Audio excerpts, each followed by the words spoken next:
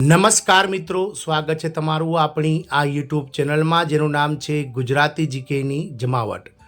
તો સંસદમાં અત્યારે બજેટનું બીજો સત્ર ચાલી રહ્યું છે, એટલે કે બજેટ સત્રનો જે બીજો ભાગ છે તે મિત્રો ચાલી રહ્યો છે। 4 માર્ચથી લઈને 4 એપ્રિલ સુધી ચાલનાર આ જે મિત્રો બીજો ભાગ છે તેમાં ગતરોજ કર્ણાટકના સાંસદ શ્રી બસવરાજ બોમ્માઈ દ્વારા જે આંગણવાડી કર્મચારીઓ છે તેમના વિવિધ પ્રશ્નોને લઈ અને મહિલા અને બાળ વિકાસ વિભાગને પ્રશ્ન પૂછવામાં આવ્યા હતા।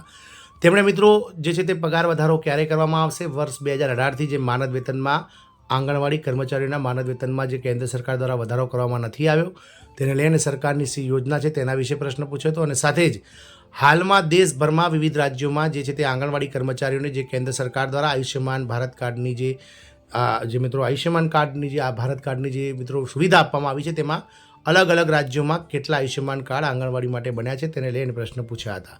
તો જાણીએ વિડીયોમાં વિગતવાર કે મહિલા અને બાળ વિકાસ વિભાગ દ્વારા કર્ણાટકના સાંસદ શ્રી બસવરાજ બોમ્માઈ દ્વારા લોકસભામાં આંગણવાડી પગાર વધારા સાથે જ મિત્રો જે આંગણવાડી કર્મચારીઓને કેન્દ્ર સરકાર દ્વારા આપવામાં આવતી સુવિધાઓ વિશે જે પ્રશ્ન પૂછાયા હતા તેના જવાબમાં મહિલા અને બાળ વિકાસ મંત્રી સાવિત્રી ઠાકુરે શું જવાબ આપ્યો હતો તેને લઈને આજના વિડીયોમાં વિગતવાર ચર્ચા કરીએ। તો વિડીયોના અંત સુધી આપ બન્યા રહો। જો ચેનલમાં આપ નવા હોય તો અમારી ચેનલને તમે લાઇક, શેર, સબસ્ક્રાઇબ કરી બાજુમાં રહેલું બેલ આઇકોન દબાવીને ઓલ નોટિફિકેશન ઓન કરી લો, જેથી કરીને ચેનલ પર મૂકવામાં આવતા ભરતીઓનું નોટિફિકેશન, ભરતીઓના પરિણામ, વિવિધ જીકેના પ્રશ્નો અને આવા આંગણવાડી કર્મચારી પ્રશ્ન, પગાર વધારાને લગતા પ્રશ્નો તમને અમારા ચેનલ પરથી સરળતાથી ઉપલબ્ધ થઈ જાય।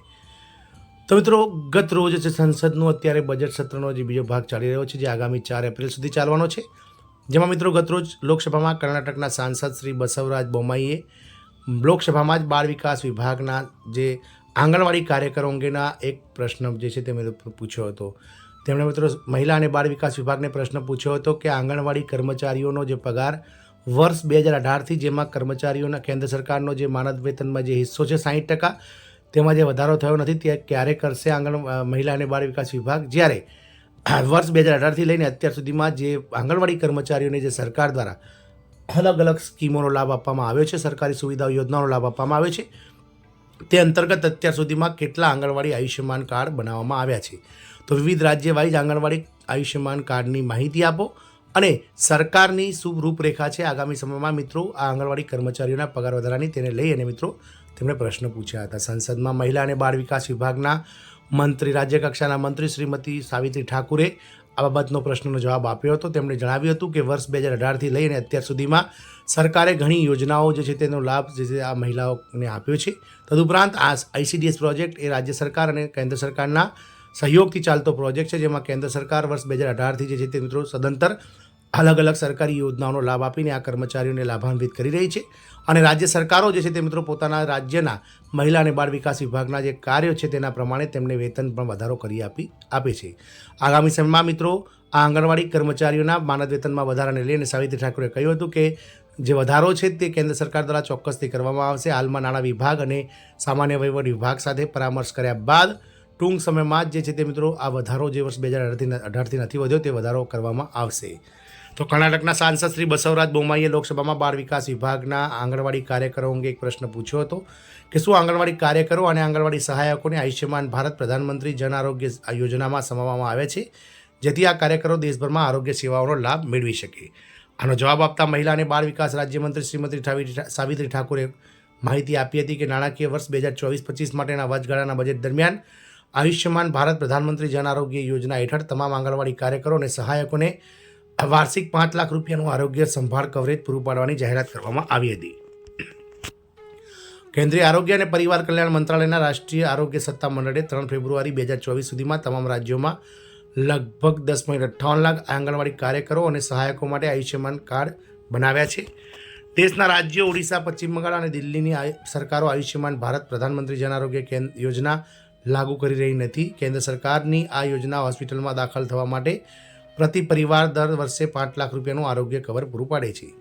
જો આપણે ઉત્તર પ્રદેશની વાત કરીએ તો રાજ્યમાં કુલ આંગણવાડી કાર્યકરો અને સહાયકોની સંખ્યા ફક્ત લગભગ 4.75 લાખ છે, પરંતુ અત્યાર સુધીમાં ફક્ત 85,277 આંગણવાડી કાર્યકરો માટે આયુષ્યમાન કાર્ડ બનાવવામાં આવ્યા છે। આયુષ્યમાન યોજનામાં આંગણવાડી કાર્યકરોનો સમાવેશ થયા પછી પણ આંગણવાડી કાર્ડ બનાવવામાં હજુ પણ સમસ્યાઓ છે. વાત કરીએ મિત્રો તો પ્રધાનમંત્રી આંગણવાડી જે આયુષ્યમાન ભારત યોજના કાર્ડ જન આરોગ્ય કેન્દ્ર હેઠળ આવરી લેવામાં આવતા વિવિધ રાજ્યોની વાત કરીએ તો મિત્રો અંડમાન નિકોબારમાં કુલ 302 કાર્ડ બન્યા છે અત્યાર સુધીમાં. આંધ્રપ્રદેશમાં 55,877 કાર્ડ બન્યા છે. અરુણાચલ પ્રદેશમાં 2149 કાર્ડ બન્યા છે. અસમમાં 74,616 આયુષ્યમાન ભારત કાર્ડ બન્યા છે.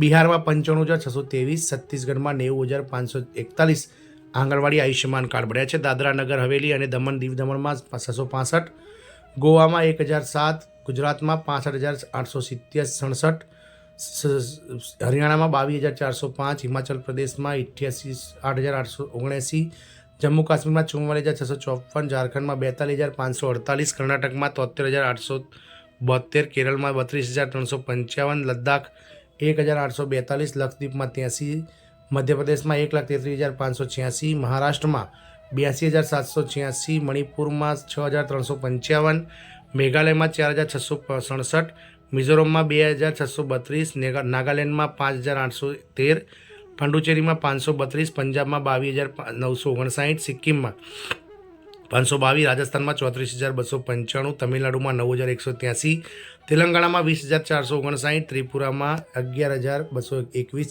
યુટી ચંદીગઢમાં 629, ઉત્તર પ્રદેશમાં 85,277, ઉત્તરાખંડમાં 24,091, આમ કુલ 10,58,292 અત્યાર સુધીમાં જે છે તે મિત્રો આયુષ્યમાન ભારત કાર્ડ બન્યા છે. તદુપરાંત મિત્રો અન્ય એક પ્રશ્નના જવાબમાં મહિલા અને બાળ વિકાસ મંત્રી શ્રી શ્રીમતી સાવિત્રી ઠાકુરે કહ્યું હતું કે જે પગાર વધારો છે તે વર્ષ 2018થી માનદ વેતનમાં 60% હિસ્સો જે કેન્દ્ર સરકારનો છે તેમાં કોઈપણ જાતનો વધારો થયો નથી, પરંતુ અમને વારંવાર જે ઓલ ઇન્ડિયા ફેડરેશન છે આંગણવાડી કર્મચારીઓનું જે ફેડરેશન છે તેઓ દ્વારા તેમાં વધારો કરવાને લઈ અને મિત્રો માંગ કરી રહી છે. તેમજ દેશભરમાં રાજ્ય સરકારો પણ આ બાબતને લઈ અને મિત્રો ભીંસમાં આવી રહી છે. તો અમે કેન્દ્ર સરકારના માનનીય વડાપ્રધાનને સાથે જ મિત્રો નાણાં વિભાગને પણ મિત્રો આ બાબતને લઈને વિચારણા કરી રહ્યા છે.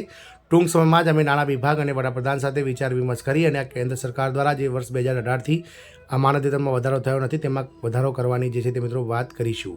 હાલમાં નાણાં વિભાગ સાથે વિચાર વિમર્શ ચાલી રહ્યો છે, કારણ કે દેશભરમાં 24 લાખ કરતાં વધારે આ કર્મચારીઓનું સંખ્યાબળ છે અને તેમનો પગાર વધારો, તેમનો માનદ વેતન વધારો તે સરકાર માટે જે છે તે મિત્રો એક પડકારરૂપ છે, કારણ કે ICDS પ્રોજેક્ટ એ સરકાર દ્વારા ચલાવવામાં આવતો 12 મહિના પૂરતો પ્રોજેક્ટ છે, તે કાયમી પ્રોજેક્ટ નથી. આથી કેન્દ્ર સરકાર અને નાણાં વિભાગ સાથે વડાપ્રધાન સાથે વિચાર વિમર્શ બાદ જે છે તે મિત્રો આ ટૂંક જ સમયમાં મિત્રો આ કર્મચારીઓના માનદ વેતનમાં વધારાને લઈ અને કંઈક જાહેરાત થશે. તો જોવાનું એ રહેશે કે મિત્રો નાણાં વિભાગ દ્વારા વિચાર વિમર્શ બાદ મહિલા અને બાળ વિકાસ મંત્રી દ્વારા આગામી સમયમાં 24 લાખ જેટલા દેશભરના આંગણવાડી કર્મચારીઓ માટે કેટલું માનદ વેતન વધારવામાં આવે છે. અને આ વિડીયો જે છે તે મિત્રો આપના માટે મહત્વપૂર્ણ બની રહે તેવી આશા છે. જય હિન્દ, અસ્તુ.